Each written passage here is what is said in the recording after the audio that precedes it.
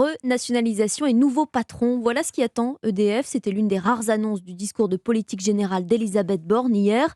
L'État souhaite donc détenir 100% du capital de l'entreprise avec un objectif, Carole Ferry, reprendre la main sur l'électricien français. Oui, alors l'État est déjà actionnaire à près de 85%, mais il faut racheter les parts des actionnaires minoritaires. Le coût devrait être d'environ 5 milliards d'euros, plus sans doute un petit bonus de rachat qui reste à définir. Alors pourquoi est-ce nécessaire? Eh bien d'abord parce qu'aujourd'hui EDF est très endetté à 60 milliards d'euros, creusé encore par le plafonnement des prix de l'électricité.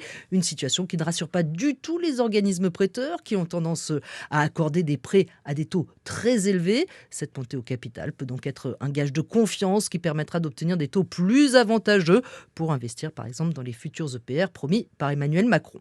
Par ailleurs, avoir totalement la main sur la gestion du groupe, eh bien, c'est éviter de devoir rendre des comptes aux actionnaires minoritaires qui peuvent par exemple réclamer des garanties sur la rentabilité des projets mis en œuvre.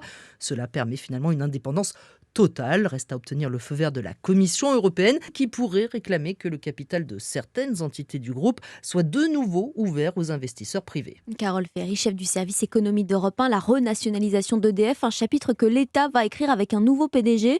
Le processus de succession est lancé. Jean-Bernard Lévy, actuel patron du groupe, pourrait quitter son poste avant la fin de son mandat l'année prochaine.